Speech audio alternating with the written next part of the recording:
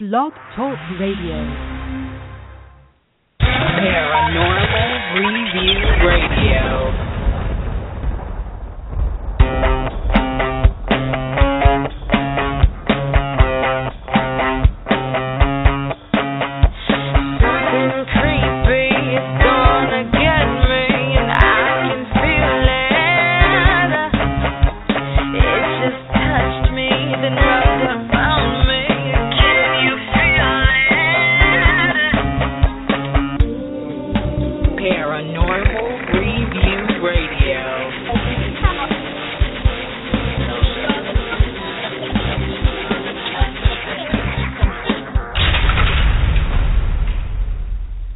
Hello and welcome, everyone. It is Friday night, and you are listening to Paranormal Review Radio, the only radio show without commercials and with more great paranormal talk.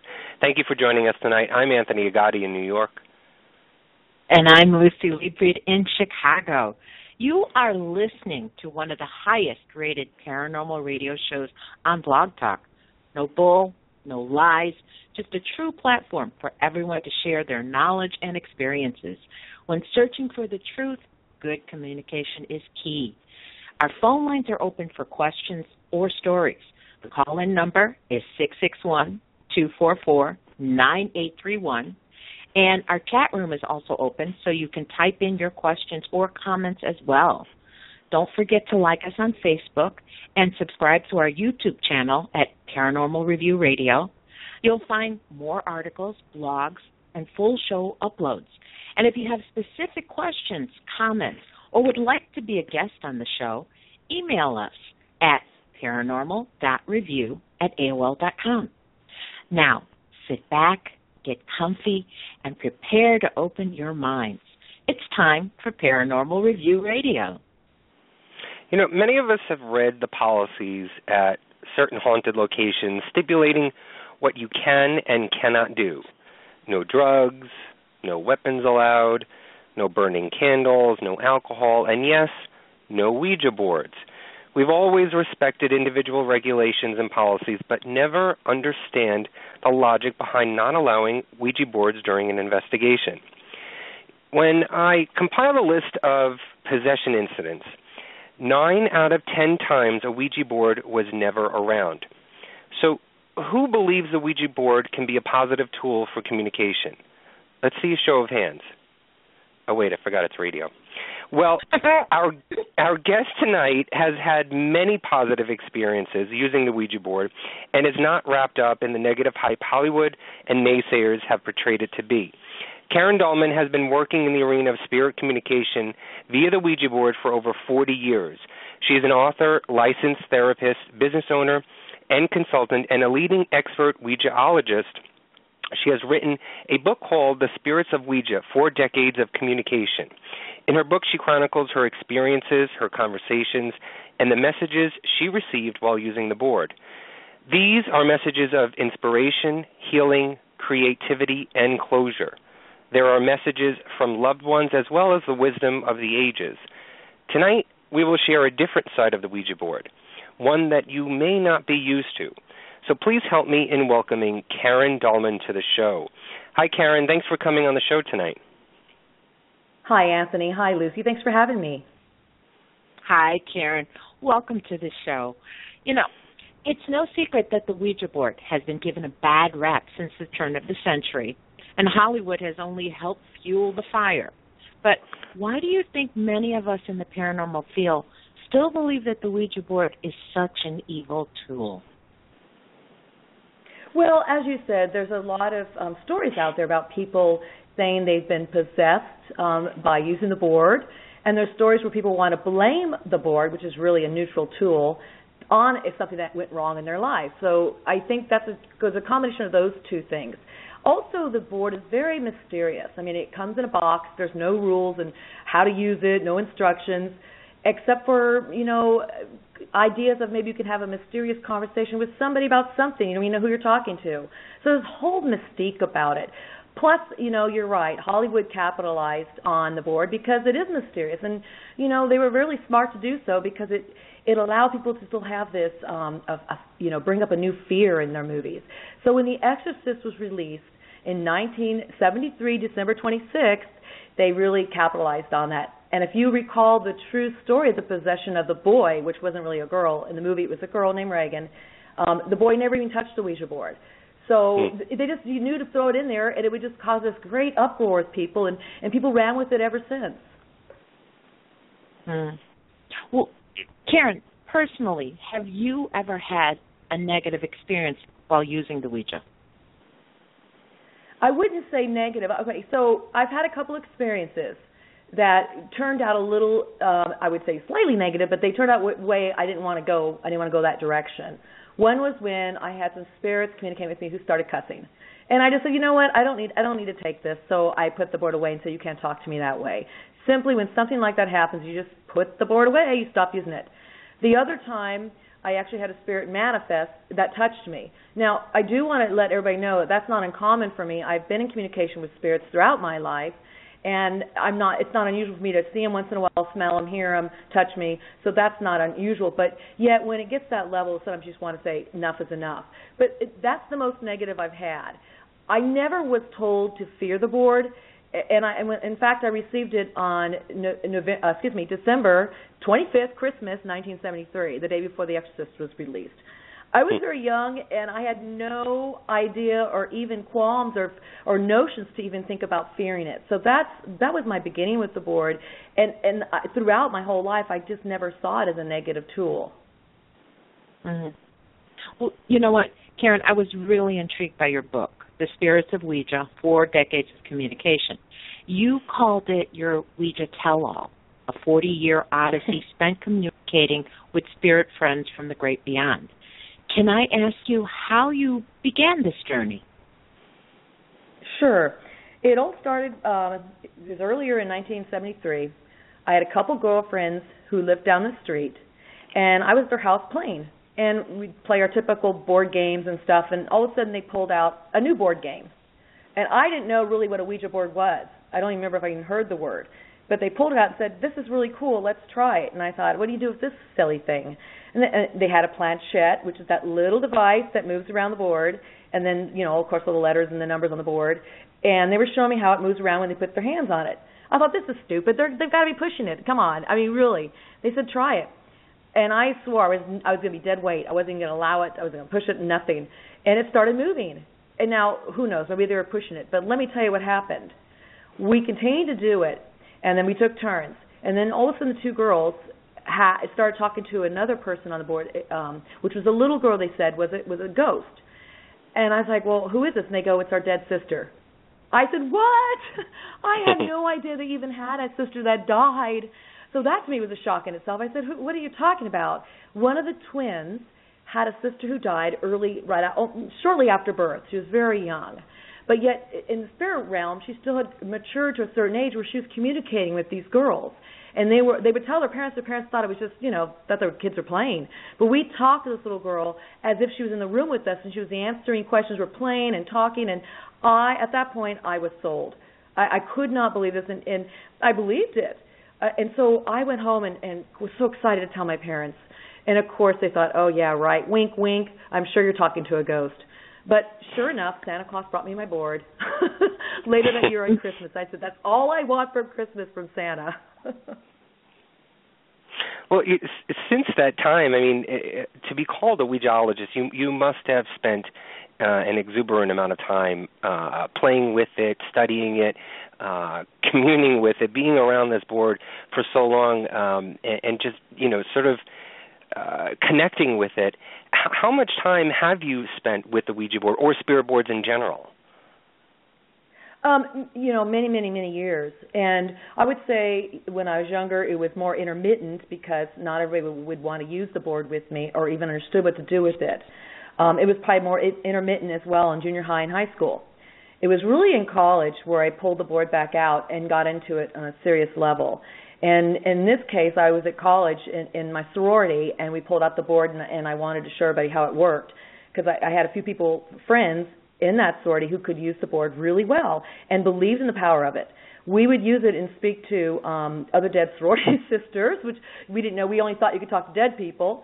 But we had a really interesting experience, again, with somebody's dead sister who I didn't know had a dead sister. And we were both blindfolded when we used the board. And we had another person writing, so we could not see. The two operators could not see what was being spelled out, couldn't even see the board. And we were using a board that was not my normal board. It was a larger board because we really wanted to show everybody that this thing works. Back then I was always experimenting and proving it, or what's going to come through, and trying different experiments. And so the other person wrote. We had about 8 or 9 people in the same room with us, and the board just flew around. I mean, the planchette flew around the board so fast we could hardly keep our fingers on it. And I was shocked when we finished and we had the writer read what the message was. And basically the message was, I always hide people's names. So and so, this is your sister. Just want you to know and let Mom and Dad know and Sis know that when that car accident happened, we were unaffected. We felt no pain. We love you. We've always been with you. We'll be with you again. And in fact, the only pain we feel to this day is the pain that you feel in your hearts from missing us so much. Please know that we're okay. My boyfriend's here as well. He is fine. Please tell Mom and Dad, and we love you and we'll be with you forever. I'm telling you guys, not a dry eye in that room. Oh, sure. You could hear a pin drop. I can imagine. And it was such an incredible experience. It's when I finally broke the silence and said, oh, my goodness, this is a tool, you guys. We can use this for healing. The gal whose sister was, she was crying nonstop, and she said, I have always wondered what happened to them. I've always felt like they were in pain. I couldn't stand the fact that they had suffered this horrific car wreck, and to know this is really freedom in my heart. She did tell her family, and she felt relief from that. Some gals left the room going, what the heck just happened? I'm not going to talk about this again. Others, their life transformed, and a few of them have spoken with me since and told me how it's transformed their life. That transformed me and really made me look at the board as, goodness, this is a tool. This is not a toy. It's not a game. We can really use this tool in other ways. And that was in 1987, 86, 87. That is when I really started studying and researching the use of the board and reaching out to very many consciousness and entities that we're able to communicate with. Well, had you only used the board to communicate, or did you try just communicating on your own? Well, interesting question you should ask, because I don't necessarily need the board so much anymore. I can do this through journaling and meditation, and that's been a progression for me. I relied more on the board probably for the next 20 years after that. It's been probably in the last 5 or 6 years I relied more on outside of the board, although I still use the board for more of a tool and training educational purposes and to go directly to the messages in my spirit friends. But they can also come through in my meditations, dreams, and journaling. In fact, they come through a lot. Right. I'm sure we have some listeners actually right now who are definitely afraid. As soon as you say the word Ouija, they cringe. How do you get someone to understand that the Ouija board or spirit boards in general are not all evil? Or is it even possible to sway someone to think otherwise? That's a great point because, the Ouija board's not for everybody. As you started this whole segment, you talked about how it's not mostly used in paranormal hauntings, although I've used it in a few. It's because there is this fear about it. I say your feelings are barometers to your life. And if you fear something, look at that fear, what it's about. But if it feels to you that it's not right, because we have our own set of paradigms, belief systems. It's our paradigm that we live within and how we view things. And we're going to view things from that perspective. And if we think and believe that something you're fearful of, it's not worth using because this tool, anything you do in the spirit realm, whether you're doing shamanic journeying, you're a medium, you're meditating, you're working with spirit somehow, you're doing out-of-body experiences, all the astral projections, all this other dimensional stuff, six-dimensional stuff, you really need to feel good about it. You really need to know your center. And if you're fearful, you're probably not going to be in your center and feel good about it. So thus, you're going to attract more negative experiences to you. So, and yes, there really are, there's an astral level There really are deceased people out there who have not gone into light, who do poltergeist activity, who are stuck in their personality. They're no different than they were when they were alive. They may be angry, sad, fearful, all those things, and you can attract that to you. You're going to attract the quality of energy that you're putting out and that you are in that moment. So if you're fearful, I wouldn't do it. Maybe read about it, maybe explore it if you're curious about it. You can always read my book, check it out. I always explain ways to be safe with this tool. But yeah, it's not for everybody. So, if you're very fearful, I'd probably say stay away from it for now. I think one of the things, the reason possibly that people are fearful of it is because they don't understand the Ouija board, or they don't understand the concept of actually what's going on when you're sitting down at the table and your fingers are on the planchette and you're going through the motions. Can you sort of explain what's happening at that moment to people, or give an idea of what is happening to the person or to the spirit or to the action? What's going on at that moment? So maybe people can sort of get an idea and not be so fearful. Sure. Well, this is what I've learned over the years, and I ask these questions of they're spirit guides, basically. I call them my spirit friends, and they share with me. They share with me what's happening in order to communicate with, like, for example, angels, or when you communicate with deceased loved ones, or it's a matter of energy vibration. And so my partner and I always say do it with somebody else too when you're starting out especially, but I highly recommend doing it with another person. So you have your partner there sitting across from you, and the idea is that you're creating this circuitry of energy. And my book does talk about ways to start the session, how to protect yourself, how to create the circuitry. But there's a give and take of energy. They tell me that there's this, we all know this, we're all really vibrating. We're a frequency, we're vibrations. And these vibrations help attract similar vibrations.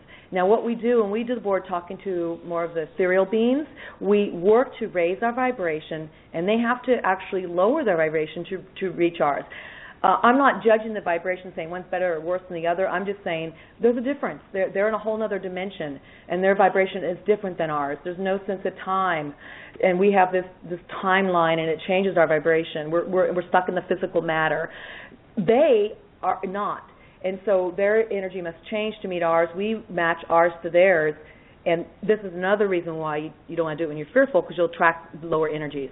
But so you work with your energy, they come to you through the energy, and that connection allows them to work with you to move the planchette. Simplest way I can probably say it. Okay. Well, Karen, you seem to have an intuitive ability to communicate with both the living and the dead. And I've read, while being a therapist, you've been around some of the most horrifying mental cases and abuse cases in the medical field, and had to communicate with them to get to the root of some of the issues. And you seem to take that same approach to the dead and the voices from beyond. So do you feel that we have much more power and energy than we realize, and that is the root of the spiritual realm? Lucy, bingo, that's the answer right there. Yes, I do, and you're absolutely correct. This is what I feel. I feel within all of us are great messages within, and these great messages within are from our higher self. That is our self that's connected back to source. Period. End of story. So if we can be in touch with those messages, whether it's a person that has a terrible, they're stuck in schizophrenia or a psychotic episode or dissociative identity disorder or post-traumatic stress disorder, when they're dissociating and leaving their body mentally, it's the same thing. Go back and find that message within. And I do that with the spirits when I communicate with them. I do that with the deceased loved ones, and they do that with me. It's just the ethereal beings ask me to go back within and find my answer. They won't tell me my answer. They ask me to go within. So yes, during therapy I work with people not to tell them what they're supposed to think or do or behave or their answer. I don't know their answer, but I help them uncover their own. And so very much the approach I learned in my psychotherapy practice, I use with the deceased spirits, with the ethereal beings. They use it on me. It's just the nature of this whole arena, how it works. If we work with the spirits instead of accusing them, oh my God, you're demonic, you're bad, instead say, what is your message for me? What is the message? What are you here to tell me? Then you start dispelling some of the myths about the evilness of this board. It's not even board, evilness of even the entities out there. Everybody has a spark within them of their higher self, connecting them back to the divine source. And if they could be back in touch with that, then that's when they can start finding whether it's true healing, whether you want to call it putting yourself back together, remembering who you are, finding the grandness within. It's all along the similar line. So yes, Lucy, that's exactly how I work with the energy, using the board as well. It sounds so logical. It makes so much sense to me. But yeah, it does, doesn't it? It does. It really does. When you think about it, it's just logical. It makes sense. But I want to, speaking of both the dead and the living, now, do I have this correct in saying that you believe that we can speak to animals or people via the Ouija board, both dead and alive? Yes, I do. Yes, that's exactly correct. I spent a session, it was like 4 years, a period of time, this is 89 through 93, when I spoke with nothing but higher selves. This is, again, that self of you that is your greatest self connected back to divinity, to the divine source. This is a very esoteric subject, and I'm sorry it's so spiritual and esoteric. And I say that because I know a lot of people want to hear the boo and the ghost stories, which I can tell you as well. But what happens is with this tool, as you use it more and more, it helps develop you spiritually. This is what I was talking about for your own personal growth. So we spent a period of 4 years talking to the higher self. There was 3 of us involved in this period of time. And we would talk to each other's higher self, but it would also call each other out, like you would talk to my higher self or talk to me. It was this really weird phenomenon. So then I started experimenting with, a few years later, talking to other people's higher self, not even in the room, not even in the locale where I was, possibly several states away. And there was an incredible message that we were receiving. And they're like, how did you know that? I go, well, this is what your higher self is telling me. Now, do you call that intuition? Do you call that just empathy or empathic abilities? Do you call that idiomotor? Whatever you want to call it, it's happening. I'm getting messages that are really related to the people. And yes, you can speak also to animals that are dead and alive. I didn't know this. Let me tell you the story, if I may, Lucy and Anthony, about when I first stumbled upon speaking to animals. Great. So it was 1994. I was doing the board with my board operator, and I was in my house, and one of my cats was my very much alive cat. His name is Hermes, was Hermes. He's dead now. But he was sat in a chair. He loved sitting in this chair and watch us do Ouija board. It's just bizarre. The animals seemed to like it. And I was talking to my angel, and she had a message for us, and she said, hold on, Karen, because you're not going to believe this. But somebody wants to talk to you. I said, okay, bring them on. She's like, okay, you're not going to believe this. This is in my book, by the way. And so all of a sudden, it slowed down. The planchette slowed down, changed directions. The whole energy changes. I call that the fingerprint of the spirit coming through, or fingerprint of the energy coming through. Each one has a different signature. So that's why I call it a fingerprint. So all of a sudden, I heard what came through was, Hermes cat, I love you. And I went, oh, my God, is my cat talking to me? I'm looking at him, he's looking at me, and I'm like, what? Is he talking to me? And she said, yes, very much so. The animals can talk to you. Other spirits, other consciousness, sentient consciousness that's alive can speak to you. This is when I started learning about it. I was like, this is great. So I experiment with that always throughout the years and speak to a lot of people's animals. My live cats, I spoke to my dead cats, but I also speak to people's live pets quite often. And it's interesting, the information they give. Now, they've got to be willing to come through. Most of the animals that are alive really think it's kind of silly because they think they already talked to us. That they speak, we speak cat speak or dog speak or horse speak. Mm-hmm. The truth is that they know their communication with us is all energetic. As you know, you can look in your pet's eyes and you can just feel their love, and you can read their body language and they read yours. They're very much into the energy more so than we are. They're so in touch with unconditional love that they understand energy so much better. So they humor us when they speak to us. And sometimes they don't want to talk, and they'll just flat out tell me. Other times they have all kinds of things to say. But it's really some of the most precious communication I think you can have is when you speak to your pets that are alive. Oh, You know, it's sweet. It's so sweet. No, I want to do that. It's very sweet. And by the way, in my book, Lucy, I don't know if you saw it or not, there's a section on animal communication. I give you some conversations two of my cats I have right now communicate. I adopted, or to say a new cat adopted me. So yes, I'm the crazy cat lady with three cats, and the new cat actually named itself via the Ouija board.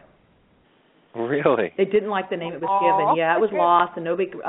So it gave me its name, and its name is Bear. His name used to be George. But it's just amazing, and I know it sounds crazy. I got to tell you, I laugh and I'm amazed at these conversations I have so often. But maybe from doing it for so many years, it's just I just know where it's coming from, and it's always of a good nature, and it's always positive, and that tells, and so it's always uplifting, and so I'm good with the messages, and that to me is what is the truth. That sounds so wonderful. God, I want to do that. I really want to do that. Well, listen, you guys will probably go out and get a Ouija board and start doing your sessions live on your show. Yeah. Another show. Well, you know I what? would love to be on that one or listen to it. Yeah. That's great. Let's do some planning. But you know, I hear you. As I was reading this book, you know, I was nodding my head in agreement when you talked about preparation before and the things we should do after using the board. Can you just share a little bit of what this entails? Absolutely, and I'm just curious, before I do, what to you really stuck out? Is there one thing in particular that really stuck out to you that you thought was super important? You know what? The whole book, the whole tone of the book, to me, was just, I had felt no negativity whatsoever. It was so positive. There's a sense of positive as you read this book. I mean, it really does. The mental preparation, I think, right? Yeah, and you know, and that's important to feel positive. Is like that's a good part of it, and as I said, you know, I'm using the board. I mean, I have my life that goes up and down, and I have bad days, good days, as we all do. It's just a matter of not using the board when there's really a bad day, or shaking it off before you do the board. And so, therefore, I have really good conversations and messages and sessions. So this is a good point. I have 13 points that I spell out in the book in detail of how to prepare and work and also close a session. But I'm just going to give you a few, just kind of overall, which I think would be good for your listeners to see how I do it with these great results. You know, the first one, as you just said, Anthony, is really being mentally prepared for it. And I want to also include emotional preparedness. And I'm talking about not letting a bad day affect you, where your mood is not where it should be, not up to par. You know you're still angry about the car that cut you off in traffic, or the way your boss spoke to you at work, or whatever happened, right? So you want to shake that off, and if you can't, it's not time to do the board. But also the feelings you have. What I find the most important part of using this board is how you feel.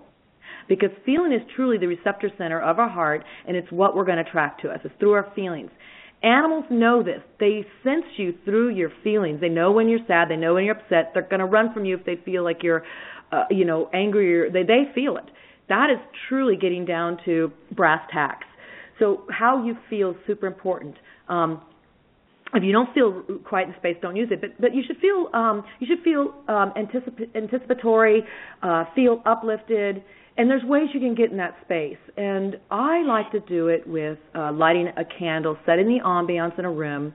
Some people like to pull out crystals. It's whatever. If you have talismans or certain rituals that help you do this, that's great. Use those. Whatever works for you. For me, it's simply lighting a candle, taking several deep breaths, and I do have a breathing exercise that's been really productive in the last several years with the board.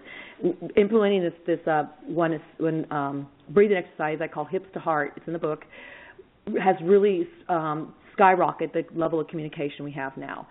So I do that, and then my partner and I hold hands, and this creates a circuitry, and then we say a prayer. And it's really about asking for, positive interactions, the white light to surround us, the board, our portal, the opening, who we're communicating with. We only speak to that which comes from the white light. We only work with that provides us inspiration and guidance and wisdom of the ages. That's all that can come through, and we're very positive when we say that. And then after that, we have our session. What's super important after you have your session, you must have patience, let me say, during the session, because it's patience, practice, and time under the planchette with your fingers on the planchette, many miles with the planchette over the board to sometimes get the right communication to happen. And it will be gibberish at first, but still always respect it, set that space, and practice and have patience with them, because it's really hard for them to come through in the beginning. It's really hard for us to elevate our energy too. And I would say probably the third most important thing is to thank them for their attempts at communication, no matter how the session went. And that's also when you say thank you and goodbye and you end the session, and you put the board away. You don't leave it sitting out. You put the board planchette away. You put it back to where you keep it, blow out the candle, and leave the space. It's super important to enter a sacred space, to be in it, to hold it sacred, respect yourself, and close the sacred space. Now, anybody conducting hypnosis, therapy, shamanic journeying, any kind of ceremony is going to have those aspects to it. They're going to include the same aspects because you're entering into another realm and you're exiting the realm. That's what you're doing. I've been around a lot of people utilizing the board many times, and I've found that most of the times in the experiences that I've had, I usually get called upon to sit in that chair and use the board, and then it works. Many times I've been sort of on the edge or away from the table and watching other people struggle to have it move, have the planchette move. Do you find it that there are certain people that and I'm assuming that it's the attraction between the spirits and the person. Obviously, it's not to me, I don't believe it's the board. I believe it's the person. Do you believe that there are certain people who have that innate ability to attract and speak and communicate with spirits, and others who still have that clear head and are not depressed and don't have the negativity around them, but still have that trouble of moving the planchette, still can't have that open line of communication? Yes, this is what I think. So I have people that write to me after reading a book and they're trying the board, or they've worked with it over years or tried to, and they haven't had much success. I know quite a few people like that, and it's not the person to just necessarily do something right. I think this is what I believe. I believe everybody can learn to open up to intuitive abilities, and it may not be the Ouija board. It could be, but it may not be. I think we all have the ability to have incredible dreams, to write those down, to hear our messages, to connect with our divine self, our higher self, to journal that. And I want to believe everybody can do the Ouija board, but I do think there's some struggles with it sometimes, maybe because of their beliefs about it, maybe because they're expecting something demonstrative to happen with the planchette. It's a lot of things. And it's not to blame or shame or so they can't do it. It's to say that it may not be their tool. People can learn to open up to all kinds of dimensions if they choose to. It just, I think it just depends on the people. Now, I'll tell you this. Everybody I use the board with, it doesn't matter who it's been, and it's been many over the years, it's been able to work. Now, do we get really good spellings, or was it gibberish? Sometimes it was just gibberish. And I know that when I'm doing it with some people, it's not gibberish. And in fact, most partners I use, there's not gibberish at all. But I just know sometimes it happens, and it's probably this is what I've learned. It's not just one person's energy; it's a combination of both together. You get the level of communication as a circuitry of the two together working, or three or four. Sometimes people put 3 or 4 hands on it. You get that combination. So it's really again, the board's neutral. It's nothing but a tool. It has no sense of energy about it. It's the person. So Anthony, you're absolutely right. It's the person, and it's just maybe not their tool, or they just need to practice more patience and keep trying it. Right. I think I took to it rather easily because these girls were doing it so easily, and I saw it as an easy tool to use. Plus, I had my own little visitors and visitations when I was younger. Before that I was already open to some of this stuff. That I think that really probably spearheaded me ahead in leaps and bounds, probably because of those reasons as well. I think you talked about this earlier on about when I believe when there was a sort of negative spirit around, you sort of not shunned it away, but sort of said goodbye to it and opened your pathway to a good spirit. Is there a way to control who we speak to when we are on the Ouija board and we are ready to speak to whoever is out there and something negative comes through? Is there a proper way to rid that negativity and move on to something else? I think that's what possibly may bring the fear on to people, is that they don't know what to do then, what happens when they're at the board and something negative comes through. They feel as though they're sort of at a loss, and now that they've got this negative energy or this negative spirit around them, now they're stuck with it. But is there a way to sort of direct and control and take charge of this conversation? Yes, there is. But I will say this: when you first start on the board, and a lot of people write to me and talk to me about their experiences, I find that we tend to talk to dead people. Nothing wrong with that. It's just sometimes we get people that aren't experienced to be in that realm work at the astral level, where that you do get entities or energies that are still stuck in their personalities of who they were before they died, and just lower astral energies. It's archetypal energies, like you project your fears out there and stuff. That's where you've got to be really careful. So it definitely isn't a tool to use as a toy or a game, or use when you're under a certain influence of a substance or something, or goofing around. It definitely isn't, because you will track that to you. So one thing I would say to avoid some of those negative energies is to do it in the right light we talked about earlier, the right kind of ambiance and mood and feelings. But when you do, like I said, I had a few come on, and there's been others throughout the years I just know I don't want to communicate with anymore. For example, I'll be using the board for a purpose, maybe speaking to one of my angels or guides, and somebody will just pop in, and they'll say, "Where am I? I'm lost." And then I always, my guides are like bouncers for me. I developed a group of beings on the other side who serve as bouncers, or the hostess, the mistress of ceremonies, whatever you want to call them, and they help keep that who comes in one at a time. They help regulate that, and they tell me, hey, watch out, this one, this might be one to talk to. That was more early. That was probably about 20 years ago. I was getting more of that. Now it's real clear they don't come in unless they're invited, or they know that if they're lost, they need some help. So my guides on the other side really help with that. But in the beginning, you don't have that. What I suggest, if you are using this tool, and you want to take it to another level with it, some of these communications and messages I'm talking about, and the entities, the beings I speak with, the idea is that you want to go through the dead zone with a really skeptical mind. Hear the messages, be respectful. Anything negative comes on, put the board away, just put it away. Some people like to sage it or brush it off. None of that really matters. It's just that your intent, your choice, is what's going to attract the good or the other part of good, which you don't want. So you put the board away. But as you progress through this realm, I call it the dead zone or the astral zone, you're going to find you're going to be able to go into other levels. It's kind of like where you start, and I suggest always try your darndest to hook up with your guide or your angel. And you're always going to know after time, but also through predictability. Their messages are going to be predictable in terms of they're nothing about supporting you. There's nothing about that's going to degrade you, to knock you down, to say negative things to you, to cuss at you, to speak cruelly to you, tell you what to do. You never listen to those. You want to get beyond that.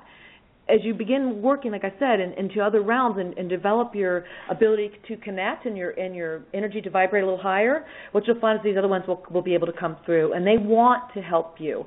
These protectors, these angels, these guides, these ethereal beings, they don't interfere unless you ask for them, but they do want to come through and help you, and they can. And once you develop these friends on your side, your own group of spirit friends, you're going to find that those others are going to fall away, and you're not going to be bothered with that stuff. And so there's a way to control it. I don't know if that's the best word to use. But there's a way to steer it, to guide it, so you can have better experiences. But this is, again, this is a tool. It's no different than maybe using a pendulum or reading the tarot cards. It's a tool. You're moving into other energies, and you're reading these energies, and you're working with them.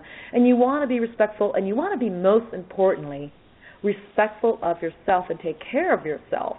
I always tell everybody, Anthony, along this line, this question you asked, that they really should have their own reflective, contemplative, spiritual practice in place, whatever that may be.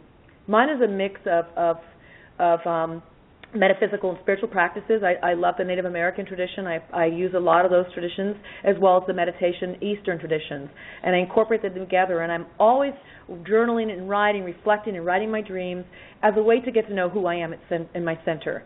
And the more I do that, I can find and fine-tune what I attract to me. And when something negative comes through, I have no problem saying, get off, get away. Mm-hmm. Or I'm not here to talk to that. And that's just what you have to do. To really use this tool into the level that I'm talking about, and more of the esoteric realms, you've got to have that practice in place. Ouija is not a practice. It's not a spiritual practice. It is just a tool to do your work. That's all it is. It's a tool. Well, you know what? One thing that I thought about, like when Anthony was asking about, maybe some people don't get a reaction. Just like any other tool that we use. I mean, I know that when people go investigating, they're so anxious that they want to see a spirit. They want to have that connection.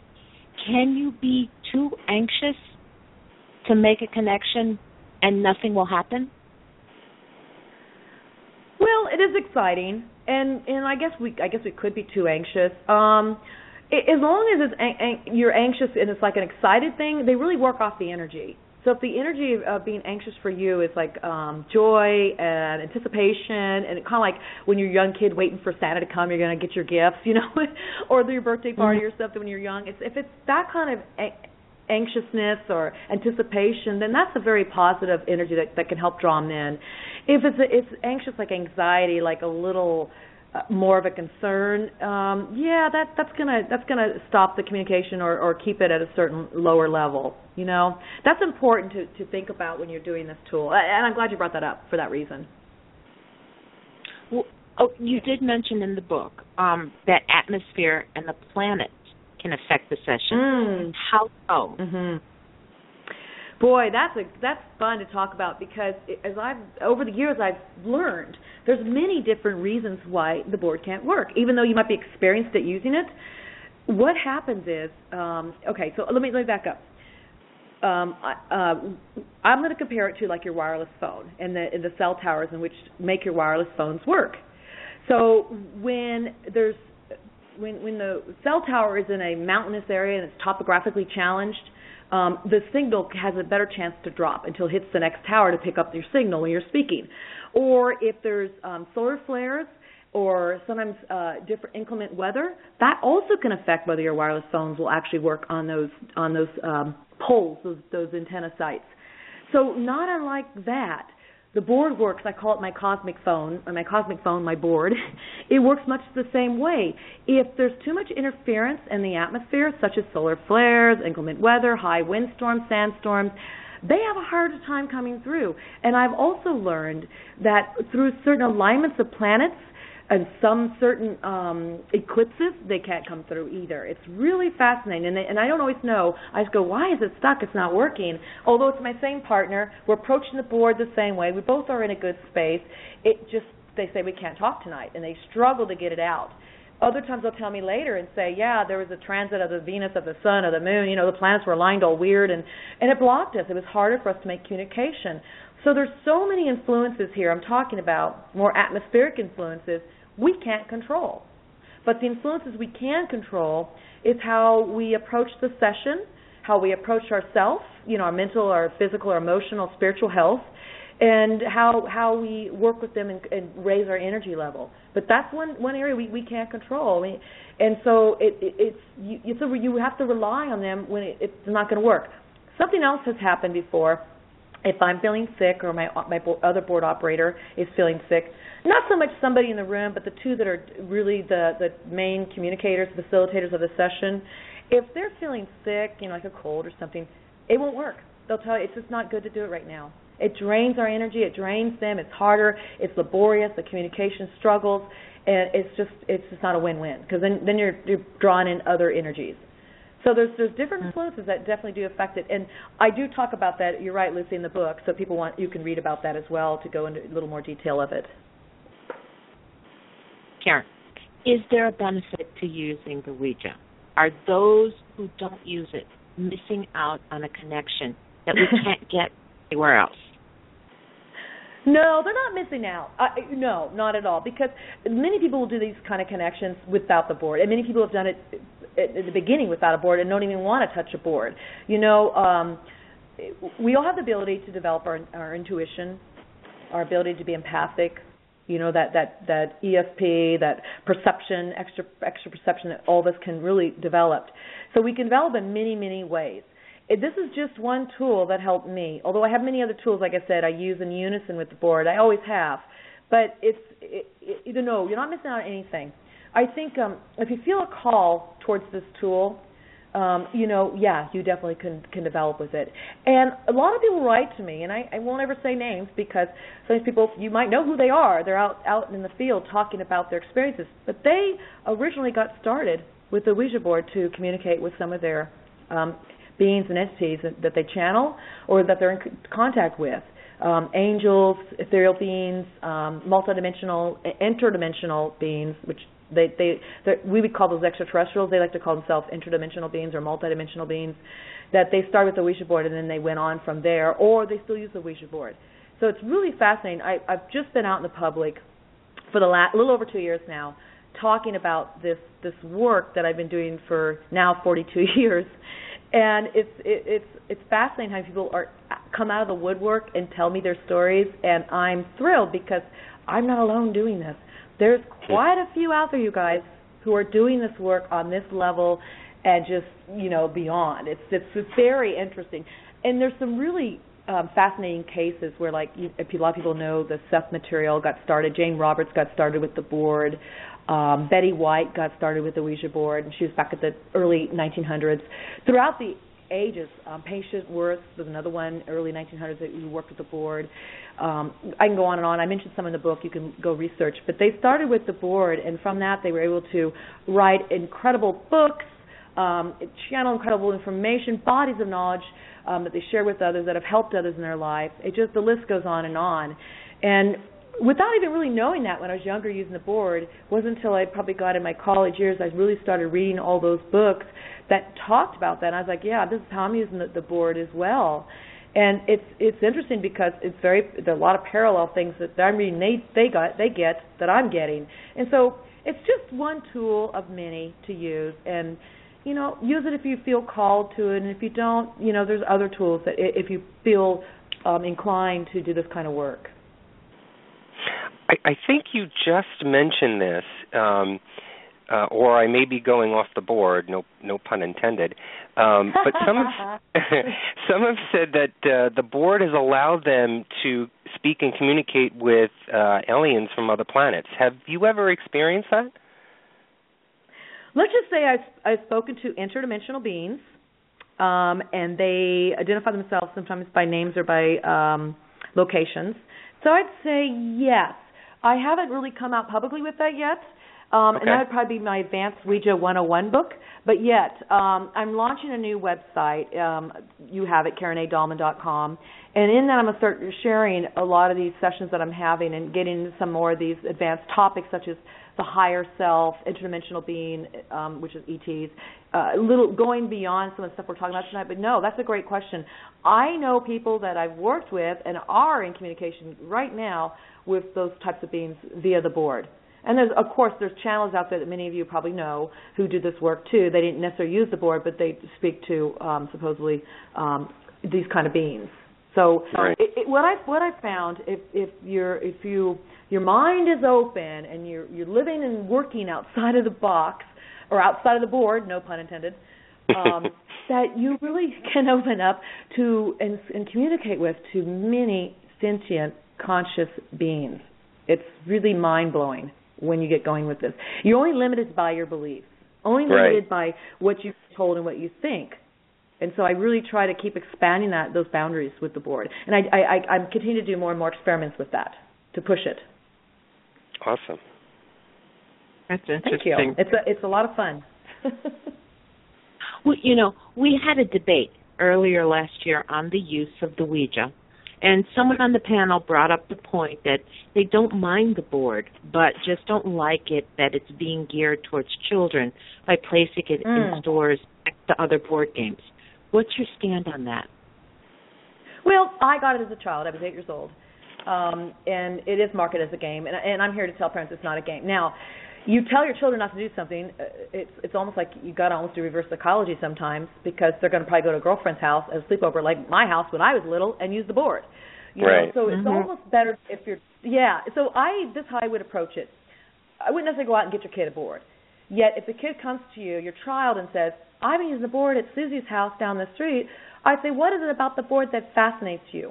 What are you learning? Maybe it's just that they had their cat that died and wants to communicate with it, or their grandmother, or they have questions about the other side, or what happens when you die. Maybe it's just a matter of you sitting down and facilitating a conversation and answering those questions or inquiries they might have.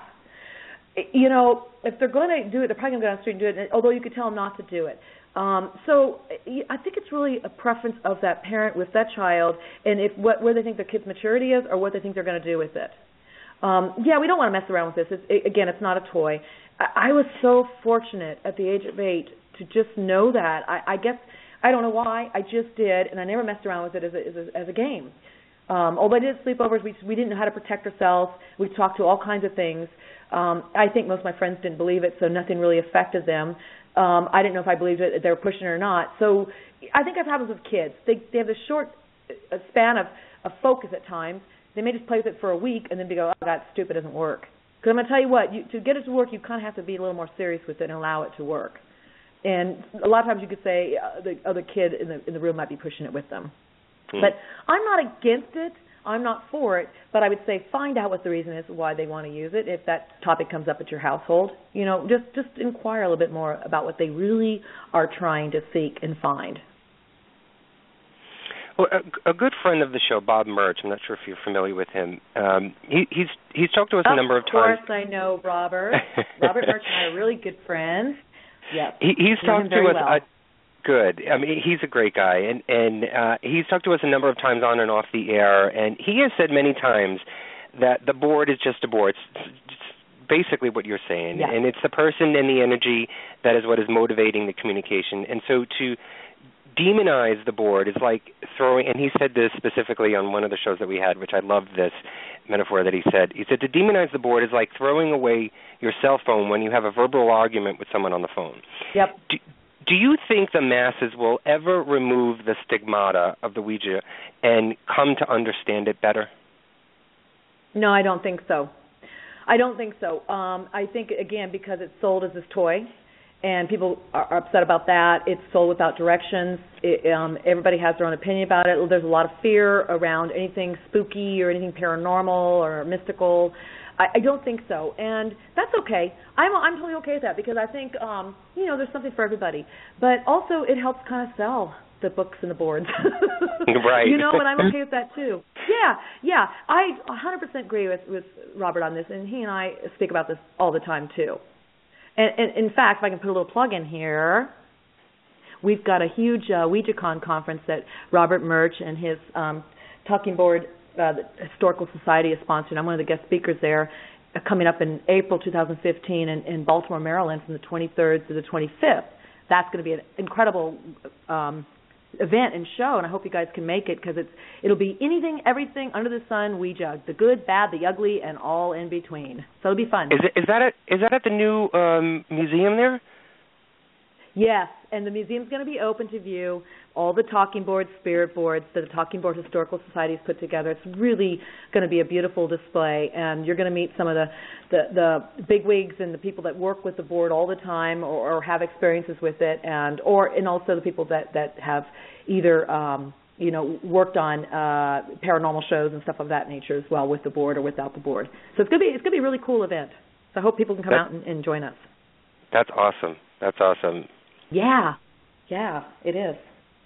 Well, I know one of the things that I've read so many. There's so many websites, and the paranormal groups out there have their own take on how you end a session on a Ouija board, and people have talked about all these rituals and what you need to do and what you don't do when you end a session on a board.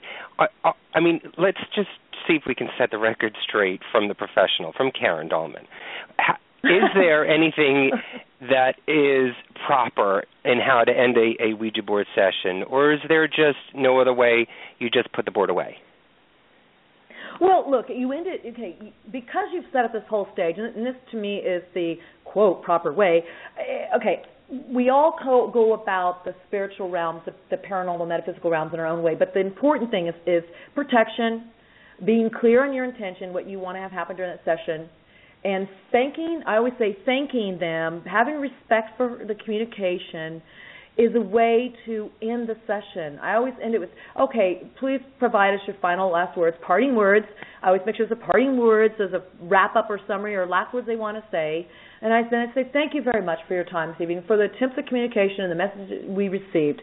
They're always taken within our heart. Thank you very much for your time. Goodbye. And it just stops, and I feel the energy leave, and then we just put the board away. I have a collection of boards, too. And as Robert Murch has many, and I have not as many, but I have them out in my house. And this one board I use, I just put that one away. It stays in its special space, and it's clanched up in a special box, and I just put those away because it's like my favorite tool to use. It's my favorite board. It's the board I got from Santa Claus.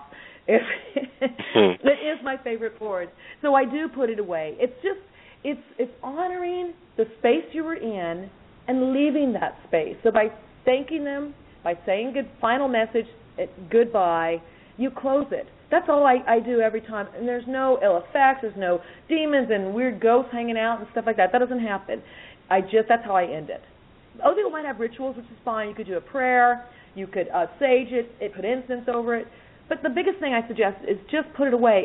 It's showing respect for your tools.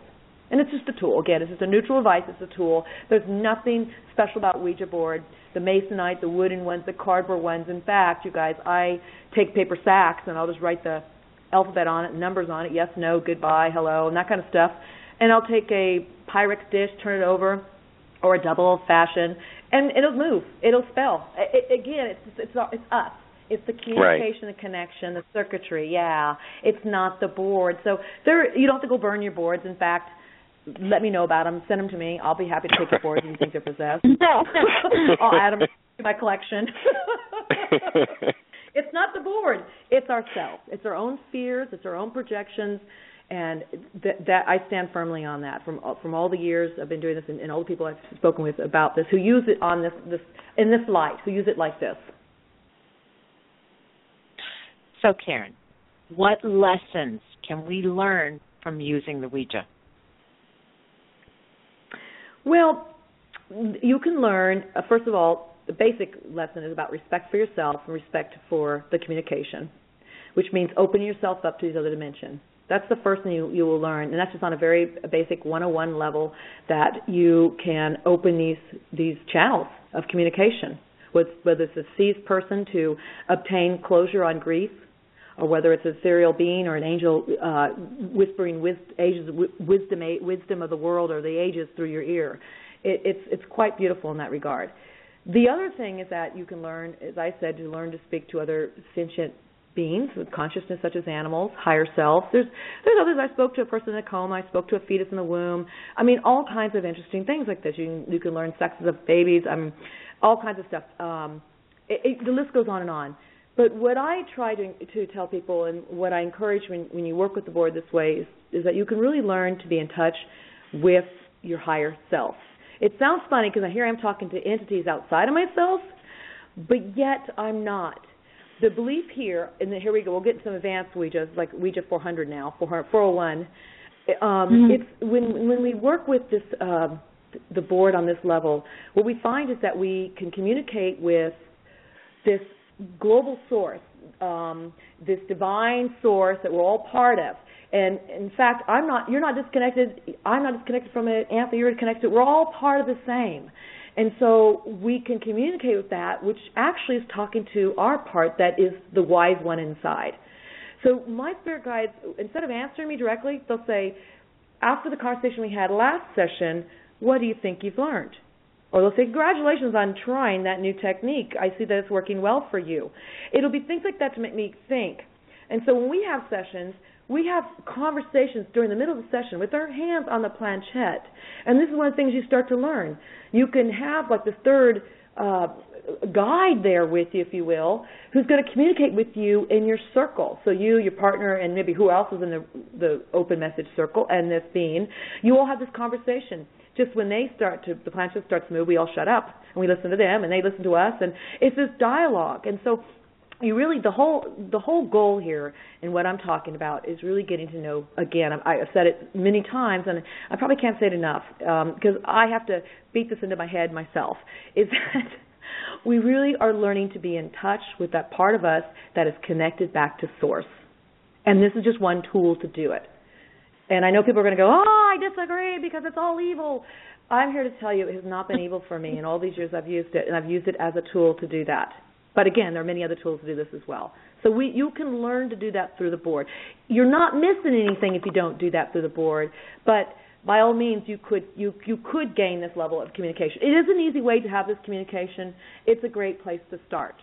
But I always say take it from there and work and use the tools that work for you the best. It might just be you alone, just learning to connect with these angels and these guides or your higher self. Well, what do you hope our listeners take away from reading the book, Spirit of Ouija?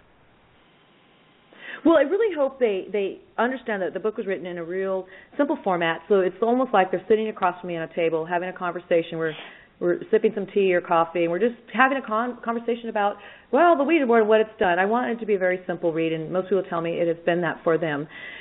It's a benign tool. I'm here to tell you it's a benign tool, but you can affect it by what you think and your intentions.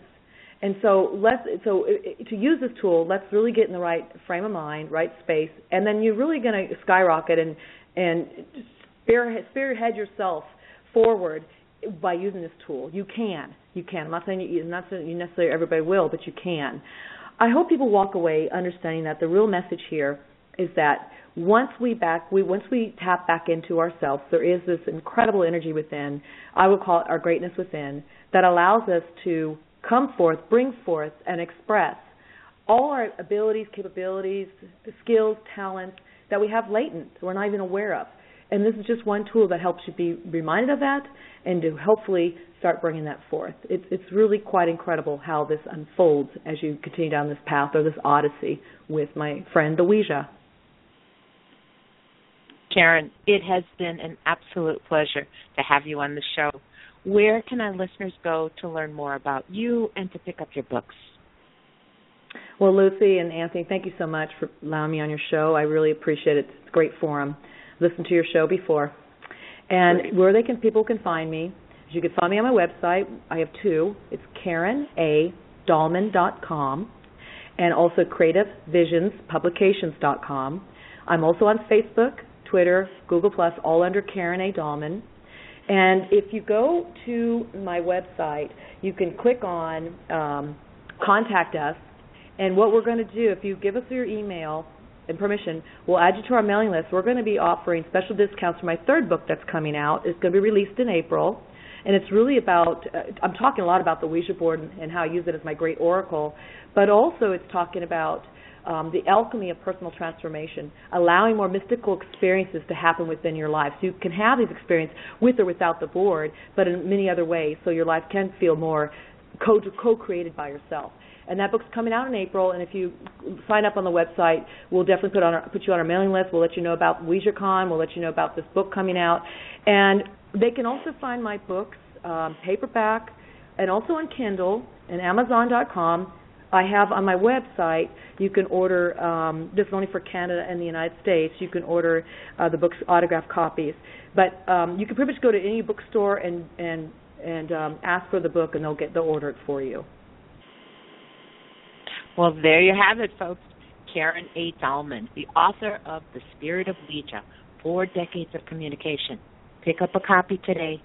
Thank you again, Karen, for coming on the show, and we would love to have you on again. Thank you so much, and I would love to come back. Let's set it up.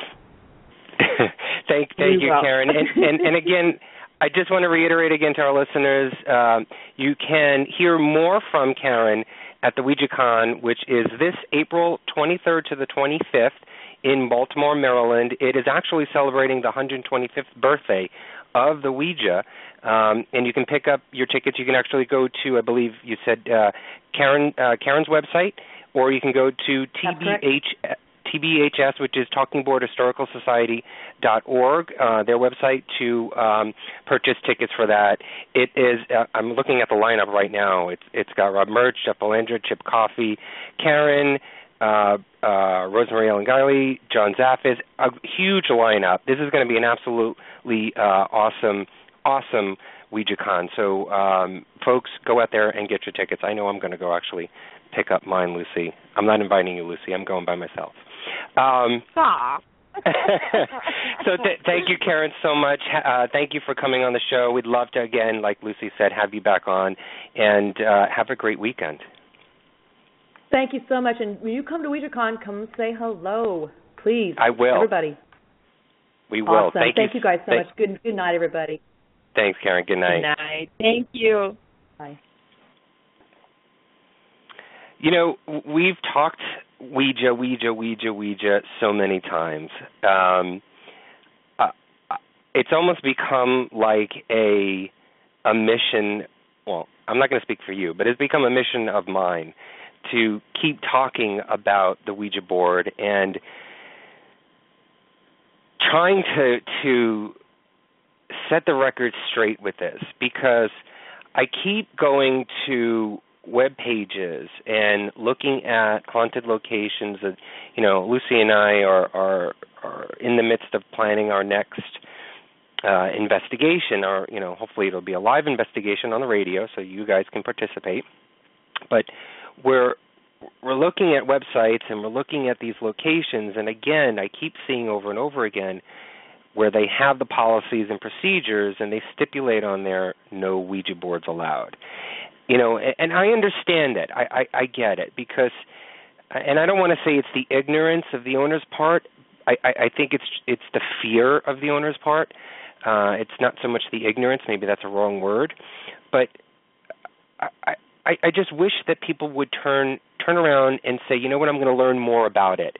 Before I stipulate to someone that they cannot do something, I'm going to learn more about it and try and understand it more.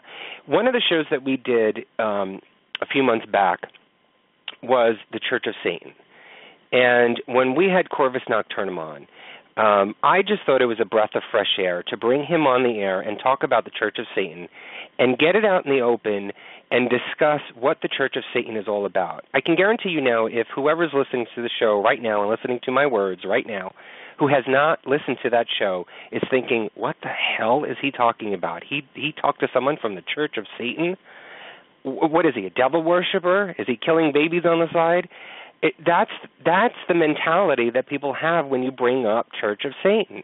But when we talk to Corvus Nocturnum, who is one of the higher priests in the Church of Satan, and you got to understand what the mentality is, what the concept is, what the beliefs are, what they believed in, what they did and did not do according to their beliefs and their faith. It's not so much faith, really. It's their belief. It's their way of life.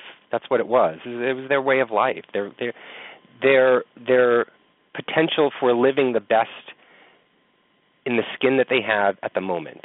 And that was the basis for the Church of Satan. And it had nothing to do with these devil-worshipping rituals. And getting to the heart of that, I think, opened up my eyes, because I can tell you honestly, I didn't know what to think when I heard and when I said to myself, you know what, maybe we should think about having someone from the Church of Satan. And then when I started to do the research, I started to understand it better. And I said, you know what, I can't wait to have this guy, Corvus Nocturnum, on the show and talk about the Church of Satan, because I want everybody else to understand what this is all about. And I think it opened up the ears and eyes of everyone who was listening to the show to understand the Church of Satan a little bit better and not have that negative blanket over that topic.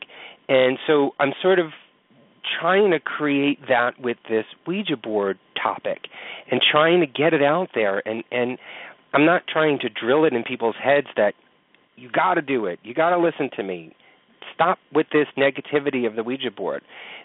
As Karen has said, some people are just fearful of it, and they will always be fearful of it. And that's fine.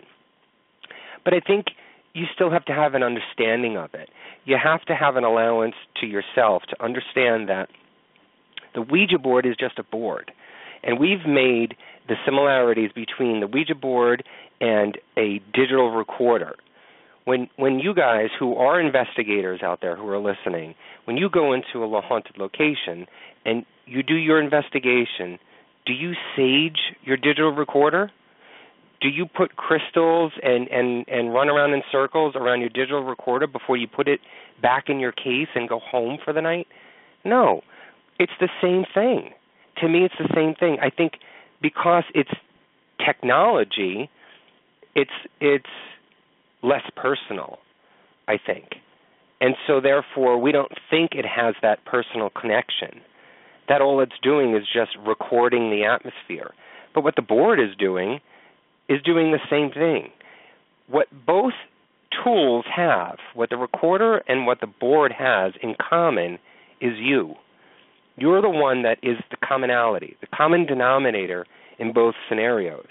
So it is you who is creating that connection, and you are the one that is making that communication, is opening up that path and that doorway to the other side.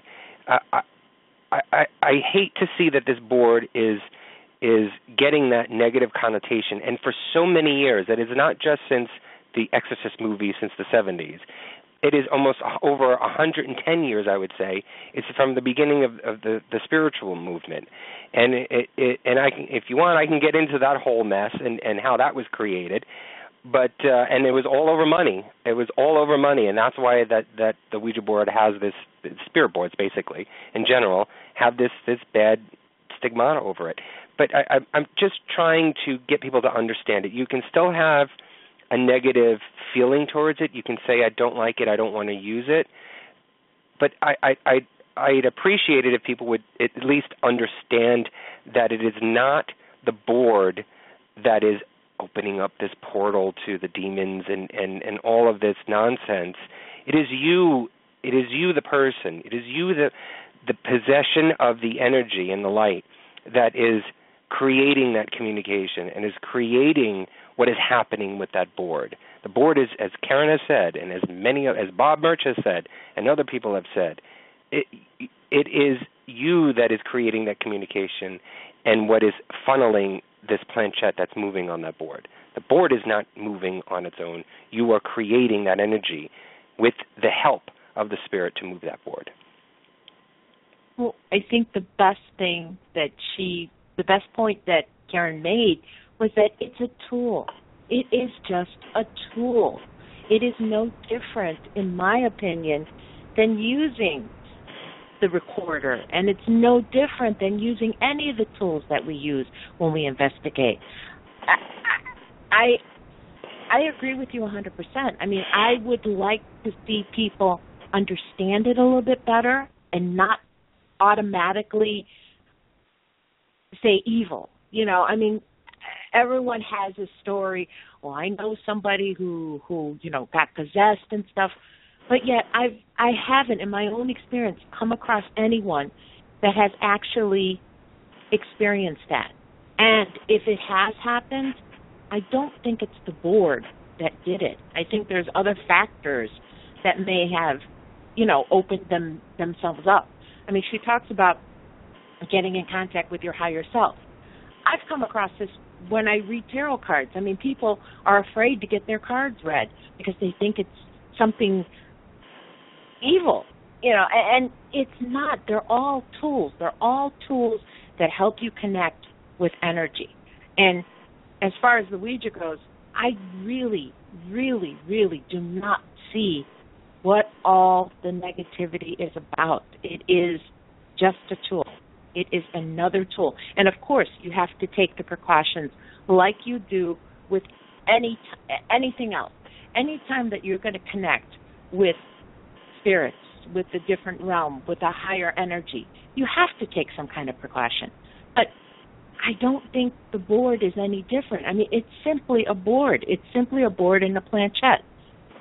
Yeah, your energy is attached to the planchette, but that's what makes it move. That's what makes the connection.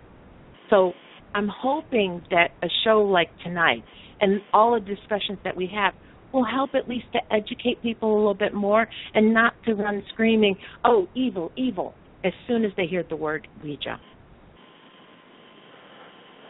You know, in doing a little bit of prep and research before the show, and way back, you know, in the other shows that we've done on the Ouija board, one of the stories, or one of the historical stories that I had read about spirit board communication was in Roman times, and it's something with an A, an orator. It's like I guess a Roman oracle or a Roman, I want to say psychic, spiritual advisor, some sort, would utilize chickens and corn feed, and that would be, the chicken would almost be the planchette, and the corn feed would be the sort of stimulant, and on the floor or on the ground in the stone would be these numerals and letters, and this Roman spiritual advisor would speak to the spirits on and question the spirits on how to how to proceed with any sort of societal questions that they had, or any spiritual answers or spiritual questions that they had.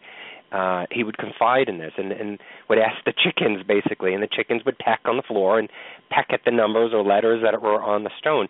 And that was the first. This was in, I think it was 100 BCE.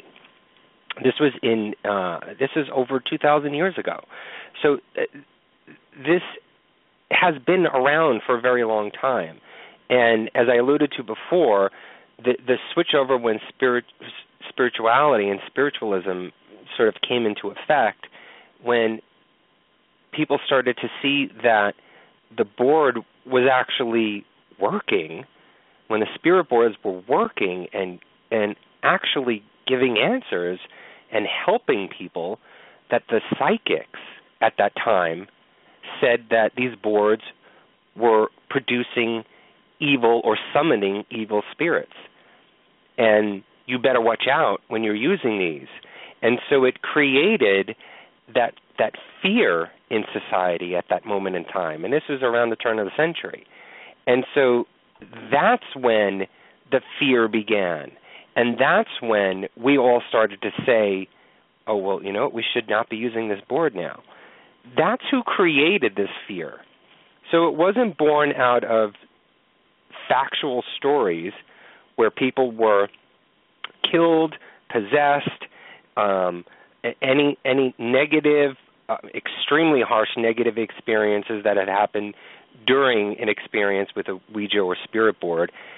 It came out of fear because psychics were losing money and therefore wanted to bash the spirit board community and the people using the spirit boards. So that's where the fear came out of. So if you understand where it came from, you can understand and get to understanding or at least trying to grab a hold of what the whole spirit board communication community is all about and what is the actual essence of it all. And those are some of the questions that I had asked Karen about what is actually happening to the person or to the board or to the spirit when you're sitting down and you have your fingers on the planchette and you're asking these questions. What is actually happening? I think that's the fear that people have. They don't know what's going on. And the fear of the unknown actually creates negative connotations to things. When you don't know something, you fear it.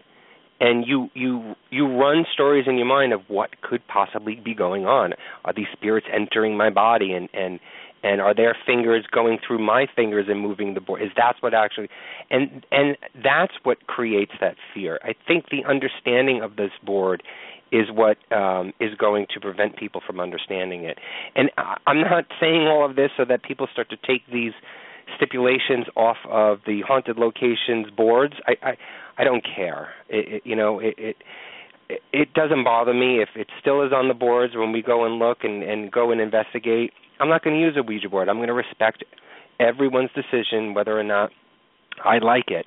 But I'm going to continue to utilize it, and I'm going to keep educating people. I want to try and keep educating people to the understanding of the Ouija board, because I don't think it should be feared. I have two right now that are sitting and facing in front of me as I'm speaking to you all. They're not possessing me to say this. They're not demonizing me every night in my home. They are here. And I think also, too, because many people can relate to this, and I'm going to ask the question sort of rhetorically. When was the first time, everybody listening right now, when was the first time you ever used a Ouija board? Lucy, answer the question. When was the first time you ever used a Ouija board? At a party. How old were you? I think I was 13 or 14. There you go. Had when no you were young. idea what I was doing. Right. No and idea. So when you're young, you're naive. You probably are asking it questions because you're inquisitive enough to say, when am I going to die? Or, I want something bad to happen to me. Scratch this person or hit that person, or, you're attracting the negativity. And so when the actual incident happens that's negative, you're frightened, and that memory stays with you forever. And so, therefore, that is implanted in your mind so that when you are 20 years older now, and you're in your 30s, 40s, and 50s, and you're saying, well, I remember when I was a kid, this happened. It was so bad, and I will never touch it again. And oh my God, that's it. It's never going to be in my home. I don't want it near me. I'm not touching it. Whatever. That's the basis of a lot of people's fears as well. And I think you just have to take it. You have to take that into consideration when you're thinking about the board and understand it a little bit better, because I don't think that the board is negative. It's the person. It's the intention. We've talked about that. Lucy, you've talked about that 100,000 times. Well, yeah. My whole thing is the possession aspect of it. Yeah, I believe possession happens, but I think it's a lot rarer than we tend to talk about. People, again, media, people watch movies, I think people basically want to be scared. I think they really want to see demons, and they want to get something scary. I think the whole possession aspect of it is really a lot of, I hate to say this, but I think it's a lot of bull. I don't think it really happens as much as we think it does. I think it's rare, but I do believe it does happen. Now, on the other hand, too, again, like anything else that you use when you're trying to communicate with the other side, if you don't know what you're doing, of course, you don't get into a car and you don't know how to drive it, you're going to end up being in an accident. Well, it's the same thing with a Ouija board. It's the same thing with using a digital recorder in a haunted location. Same thing with the spirit box. If you don't have a basic idea of what you're doing, you're not going to get a good result. It's logic. And the other thing I think that we tend to forget, most of us have had our experience when we're young. We don't know what we're doing. But Karen talked about it. It's respect. It's respect for yourself. It's respect for the spirits that you're communicating with, whatever energies you are. It's respect. You know, when you go into a haunted location, if you don't show the proper respect for the energies that are there, you're not going to have a good experience. You're not going to have a positive communication. It boils down to respect. You're looking around. Are they communicating with you? Yeah, I heard. I actually, I don't know if it's coming from out. Opened up that portal. I don't know. I just heard a voice. I don't know. Maybe it's my guy from my house that always tries to get in contact with me.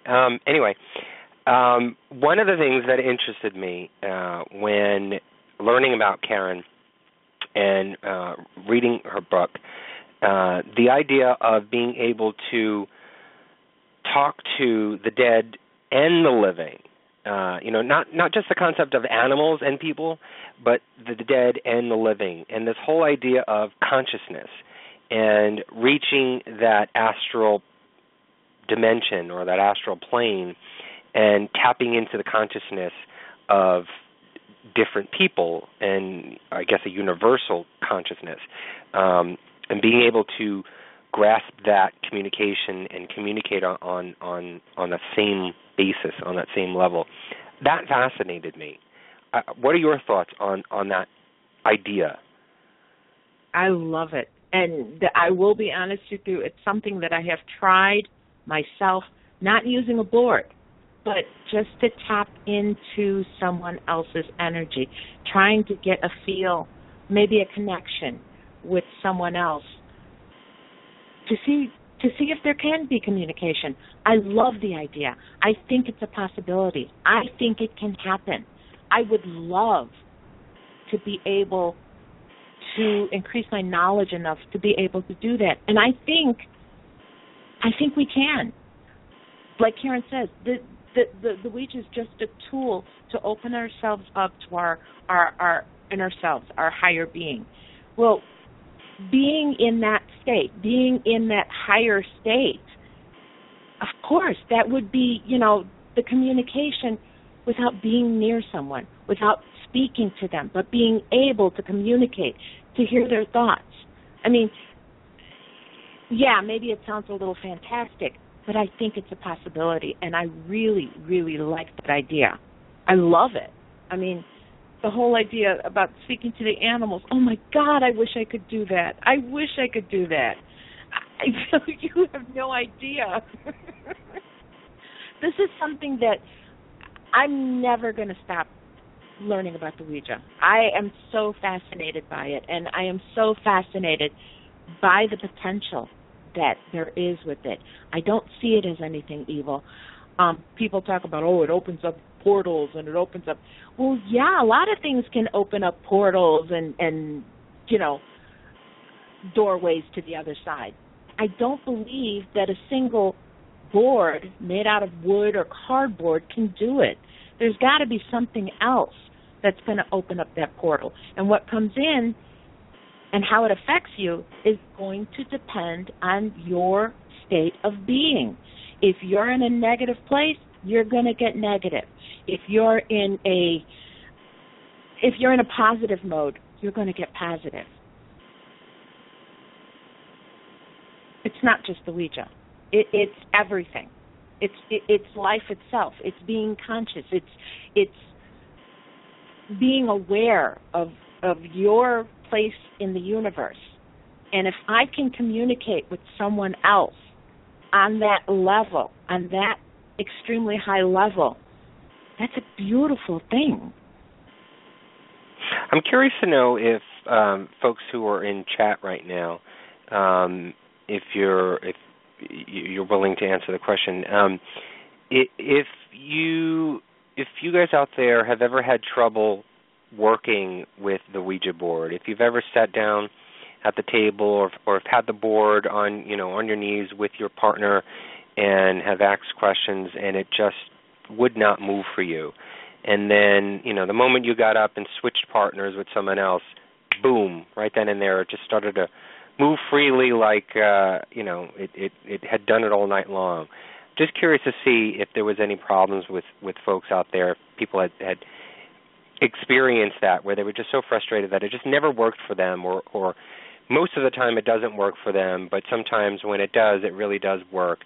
I found with me, and I don't know, and that's why I was mentioning it to Karen, I think it's the person, and I don't know whether or not it's being open, but I think it's the person. It's the psyche of the individual. It could be that there's an attraction from the other side to an individual, a specific individual, where they feel more comfortable. Because let's just say this, they were human beings before they died. Granted, obviously. Okay? So therefore, feelings are energy, right? So those feelings, that personality goes with you when you cross over. So you still have those feelings on the other side. And so when you meet someone, picture yourself as a spirit, and you're on the other side, and you come in contact with someone who's maybe, say, is doing the Ouija board, or maybe is at a location, and you are now coming down and visiting them. I guarantee you are going to pick and choose who you feel comfortable enough with to talk to, because you're not just going to talk to anyone. If I see someone, even if you're alive and you're walking down the street or you're in a room, you're not going to just go and talk to anyone. You're going to talk to someone who you think is a little bit friendly. Say that again? I do. Yeah, I know. You can talk to a chair. But you're not going to walk up to just anyone and have a conversation. You're going to try and pick out someone. You may do one of those little stand back, standoffish kind of things and scope people out first, which is what I think a lot of the spirits do, and we've said that before. They tend to scope us out a little bit in the very beginning to sort of see who we are and get a feel for us and whether or not they want to play or talk to us. If they don't, then they walk away. If they do, then they hang around and they start to talk. I think that you will not speak to someone who you're not comfortable with. And so I think it's the individual itself. I don't think it's a particular trait that you have to have in order for either the spirit board to work or for you to communicate with the spirit in itself. I think it's just if the spirit is attracted to you in communicating at that moment, then they will communicate with you. I think it's also, too, it's the vibe that you give off. It's the energy that you're giving off that will set the tone for a first impression. And so if you create a demeanor about yourself that, you're badass, nothing hurts you, you're not afraid of anything, you have that I don't give a shit attitude, well then nobody's going to talk to you, dead or alive. So it's not a particular trait that you have. It's more of the kind of person that you are. And if you give off that, I'm not going to say happy vibe, but if you give off that vibe that is attractive to another person, they're going to talk to you. And some people are attracted to different types of vibes, so you may not get all of the spirits all the time. But I found a lot of times, most of the time when I do the Ouija board, they're attracted to me. They constantly, and they're attracted to you as well. And I don't know if it is because we've always had that connection, and it's always the connection that we have when we go to a location. We right off the bat, we get constant communication all the time. And I don't like to boast, but we do. But I find that when I've been at parties and I've been around gatherings, and other people have done it in front of me and it doesn't work, and they give up. And then I'll sit down with another person and boom, it starts to work and it starts to move. And they all hate me. They all say, well, what do you do and why is it you? And I don't know what it is. And so I think if you are having that trouble out there, and for folks who are thinking, I don't know what to do, I've cleared my mind, I'm open-minded, I want to learn, I want to communicate, I think it's thinking about what's the mindset that you have at that moment. What are you feeling? Maybe it's the demeanor. Maybe it's how you act. Maybe it's the emotions and the feelings that are going on in your mind that you may have to think about a little bit. But don't feel frustrated. Don't give up. But don't try so hard. I think becoming natural will be more authentic and will be more true or more pure for the spirits on the other side to see. They know when you're faking it, so. Well, yeah, I mean, just exactly what you said. I mean, we've been very lucky. Every time we've investigated, we get communication. I mean, it may not be a lot because they're not on call, okay? If they feel like talking, they'll talk. If they feel like communicating, they will. I think it has a lot to do with the energy that you put forth. If you are open, if you are willing to learn and to communicate, they're going to come to you. I mean, I just have this personal feeling that a lot of the spirits that are on the other side that do communicate, they're looking for someone to get their message across. And if you just happen to be that person that is open, I mean, you yourself, you may not be in the happiest of moods, but you are open. You have an open mind. You are the one that is willing to look for those answers. I think they have the answers and they want to give them to you. They want to give them to anyone who is open. Certain people always seem to get connection. I mean, I got someone here and I still don't know who they are that keeps trying to get my attention. And I don't think it's a connection. I don't think it's a relative. I think it's someone who's in this building who just needs an outlet, you know. So if I can be that outlet, then I guess I'm the one that has to be the outlet. Same thing with the board. I mean, if you're going to use it, don't expect it to go, you know, start moving right away. I mean, it may be something that you have to work at. You know, Karen talked about that. She studies it. She's learned about it. Well, you don't expect to get into a race car and to go 100 miles an hour right off the bat. You have to learn how to drive it. I think the Ouija's basically the same thing. You have to kind of learn how to work with it. You can go 100 miles an hour as soon as you get into a car without having previous knowledge. You may crash it, but you can go 100 miles an hour. Well, you shouldn't. Let me put it that way, okay? I don't want to seem as though we're pontificating and we're on a soapbox trying to preach. I just wanted to stress the importance of educating yourself on a subject that you may be fearful of and that you may not want to admit that you understand completely 100%.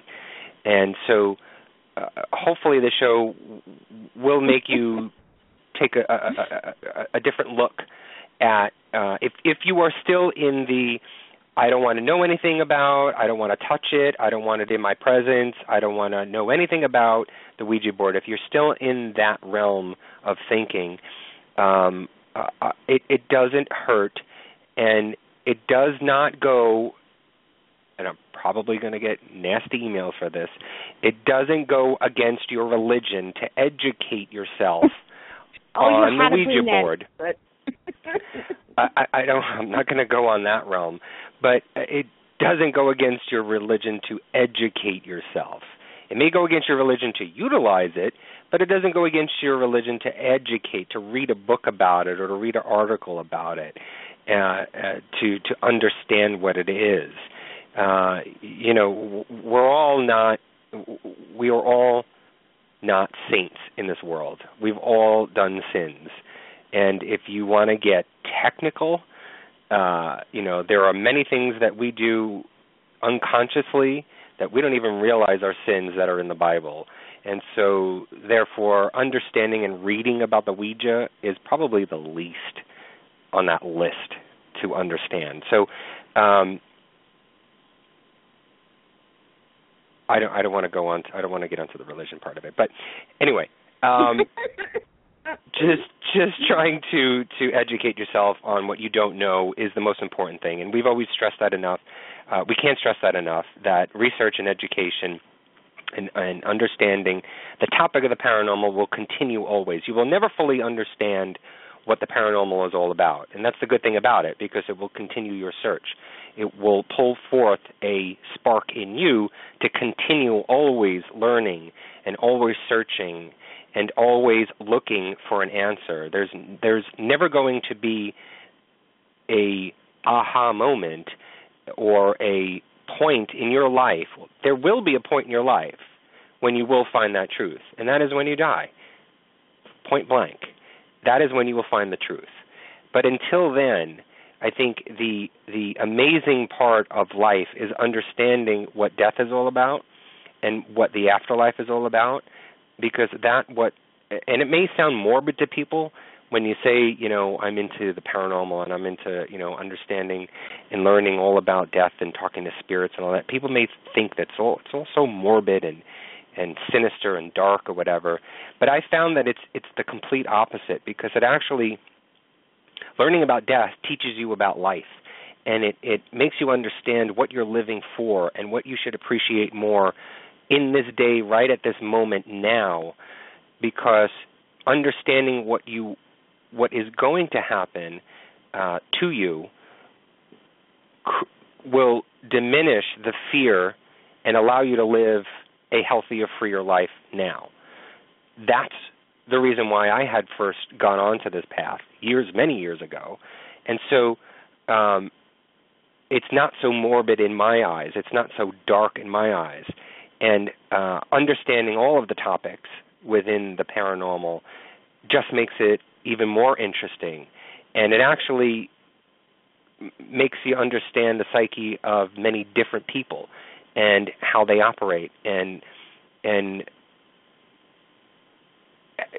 sort of, I don't know, I guess it puts you in their shoes a little bit of how they live by understanding what they believe in and how they believe in the afterlife.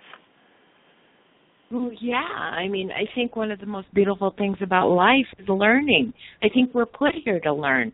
We're not born knowing everything, and everything that in the paranormal that we've researched and we talk about just brings about so many more questions for me, so many more. And all of those questions lead on to something else, and it just increases the things that I know about life as it is. I mean, I don't understand it. I'll never understand it. But even like doing the tarot cards, to me, doing tarot cards, when I read for someone, I'm learning. Yeah, I may be learning about their situation, but it teaches me something. Every reading I do is not just for that person. It's for myself. It's a learning experience. So as we go through the paranormal and the more we experience and the more that we learn about, it just adds to how amazing life is. I mean, it's so cool. It really is.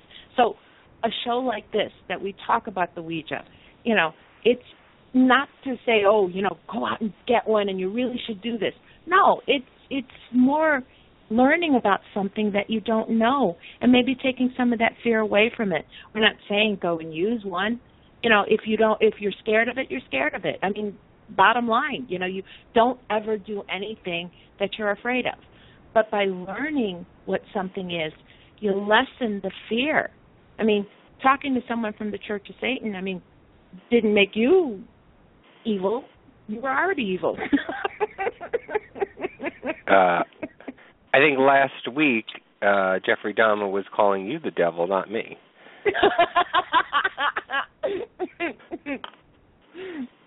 I have no comment on that. Okay.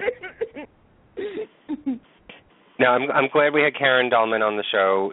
She was great. She is a breath of fresh air, just like Bob Murch is. They're sort of on that same plane.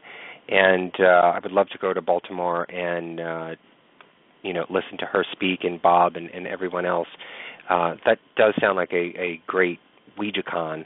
And Baltimore has the first and only Ouija or Spirit Board Museum, which Bob has told us about this, I think it was early last year or mid last year that it was first opening up.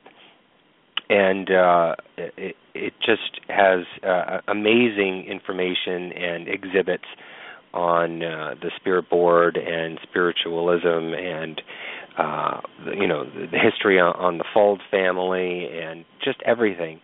I think it would be an amazing trip, even just to see the museum itself. If you didn't go to the WouijaCon, just to see the museum. If you're interested in it, I think it would be really cool and one of those sort of creepy stops to go to and check out. I think it would be a cool, Instagram picture day, I think. I think it'd be cool to do a show from there. From the museum? Yeah, from the WouijaCon. I think it would be cool. If people say that the boards carry spirits and hold spirits, wouldn't that be a cool investigation to see what spirits come out of the boards? But I don't think that's the truth. I don't believe in the spirits holding the boards. I don't believe in any of that.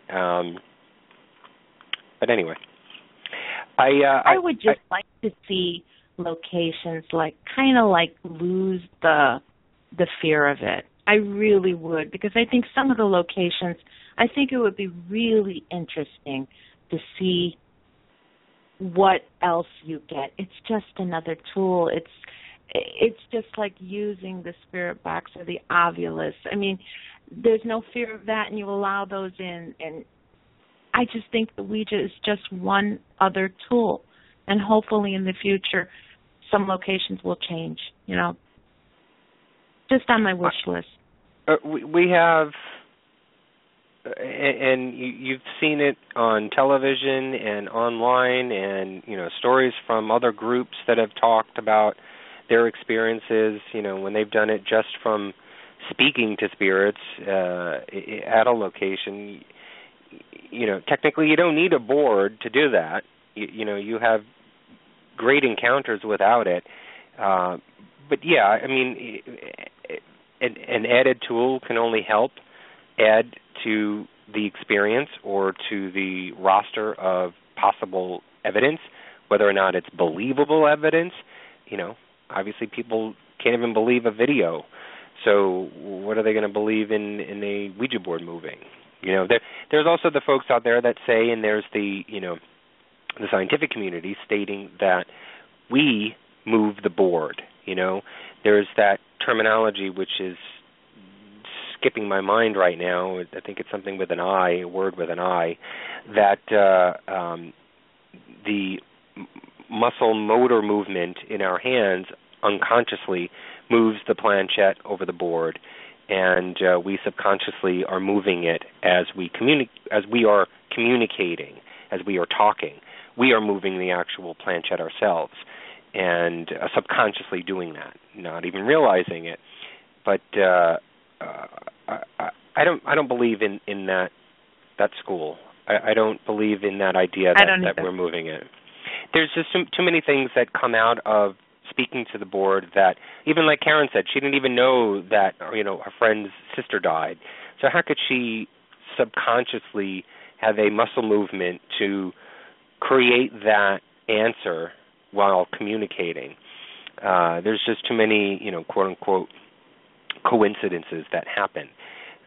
So I don't subscribe to that subscription. So I don't know. Me, I've always got that, one eye open and that skeptical ear turned. But I don't believe it in all cases. If that, do I believe people fake things? Yes. I completely agree to that. Yes. Do I believe that that's happening with people? Yeah, I do. Is it happening with everyone? No. Absolutely not. I don't believe. I don't believe that we move it. Like you said, I do believe that there are some people out there that move it on their own, but I think those are the people that really aren't using it for the same reason. They're using it for a thrill. And just like everything else, I mean, even investigating, there's people out there that they do it just for the thrill of it. They do it just, to be scared. I mean, to me, it's like, if you want a thrill, go ride a roller coaster. There are some of us that truly want to make that connection, and this is just another tool. I don't think it's evil. You know, I don't expect everyone to believe what I believe, but to me it's not evil. It's a tool, and I'll definitely use it. I will. I mean, my mouse pad is a Ouija board. Trina says that she used to fake it before she got married 16 years ago, but I don't think we're talking about that.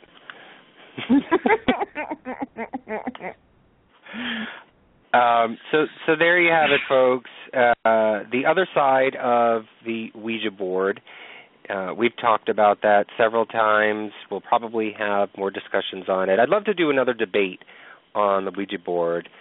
Maybe we can have Karen on the panel and have some other folks on to talk about it and debate it and see where we end up. I think, what would be really interesting is have Karen on and have a owner of a location on who does not want. That would be an interesting show. Yeah. No, that I'll get started on it. I will. That would be interesting because I would like, seriously, on the negative side, I really want to talk to somebody and really understand where the negativity is coming from. I really want to understand. I really want to, and if it's a personal experience, I think I would believe that more. But it's fear. It's fear. But fear of what? It's fear of the unknown. Let me just pose this to you. Before you got into the paranormal, did you or did you not fear death? Yeah, I guess to a point. I mean, to a point, you still do. I mean, you don't want to die right now because you want to continue living and you've got things that you want to do. Right. You fear death in that way. But what I'm saying is fearing death because you don't know what is going to happen after your lungs stop moving and your heart stops beating. That's the fear is what I'm talking about, what happens after that. I don't fear that because I know what goes on after that. I know where we go, what we do, and what happens. I know in my heart I know what happens. And so the fear of not knowing makes you avoid the situation. It makes you shun it away. So I guarantee you, before you got into the paranormal, you really didn't want to talk about death. You really didn't want to deal with it because you were afraid to deal with it. You were afraid to know the truth of what you thought was the truth because probably in that mind frame, and put away the Native American side, put away all of that. Maybe I'm talking to the wrong person. I shouldn't be talking to you about this. But let me just say to a normal, different person who does not have the background that you have. Oh, I'm not normal. No. To a person who doesn't have the background that you have. They may have had fear of death, or they probably still do, fear of death where they don't know what's going to happen. Even though they may even have a religious background, they still have that fear of, oh, my God, I'm going into the unknown by myself. Once my heart and my lungs stop and my brain ceases, where am I going? What is going to happen? Is it just blank? Is it just darkness? Am I going to heaven? Am I really going to heaven? Am I going somewhere? Or is there something else that's just dark, that's just nothing? Am I going to be alone? And so that fear, you don't want to think about it. You don't want to deal with it. No. That's not there. I'm going to heaven. I know because I believe in the Bible. I'm going to heaven. That's what God says. Jesus saved me. I'm going to heaven. That's what it is. But you still have that fear. I think that's what they have.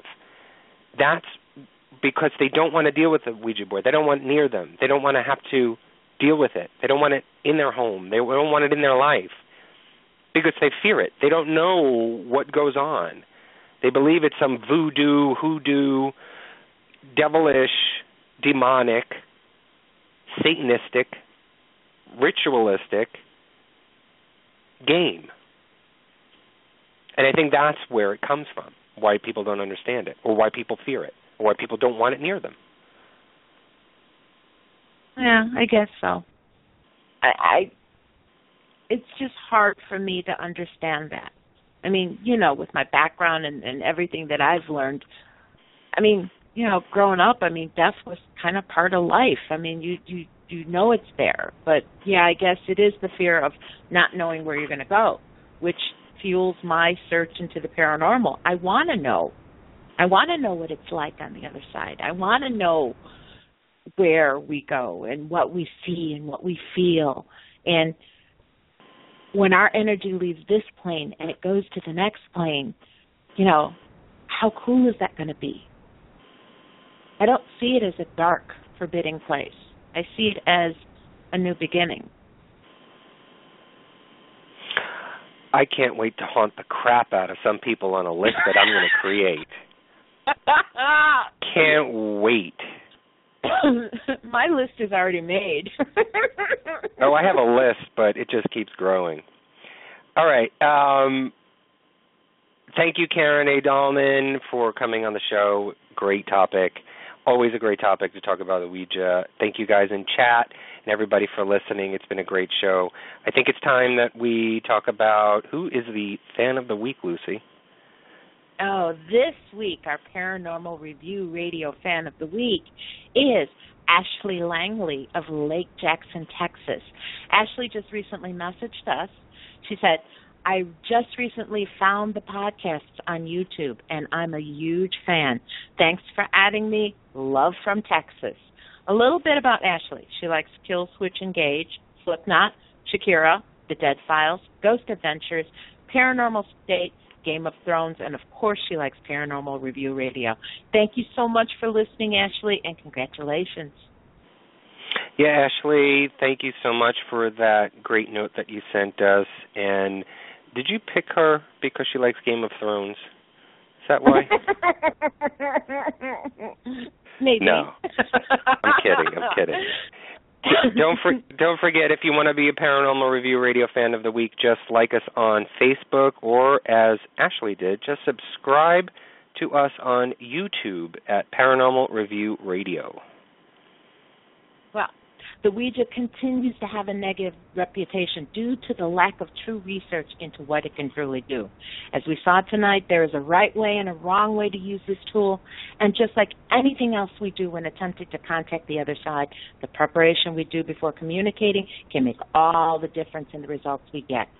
Learning to use the board is just as important as any other piece of equipment you own. As more people like Karen bring us their insights into the Ouija, we can lose the fear that many feel when the idea of using a talking board comes up. We want to thank Karen for opening up our minds just a little bit tonight, and maybe next time you might consider using one on your next investigation. So let's talk about opening our minds. We did a show back in October where we talked to Kai Blackwood. You remember Kai, the guy who sold a soul to Satan? Well, he didn't, and talking to him was actually a really cool experience. Kai is a musician, he's a filmmaker, and he's got some interesting ideas about UFOs, aliens, life here on this planet we call home, and death. We had so much fun with Kai, we just had to have him back on. So, join us next Friday night as we welcome him back and spend the evening tapping into his mind as we talk about the world according to Kai Blackwood. Thank you, everyone, for spending time with us. You guys are all family now. Thank you, Anthony, for piloting the spaceship into the unknown. So, until next week, dear Parapeeps, keep your eyes and minds open and have a paranormal week. Good night. Stay warm, everybody. Good night. Paranormal Review Radio.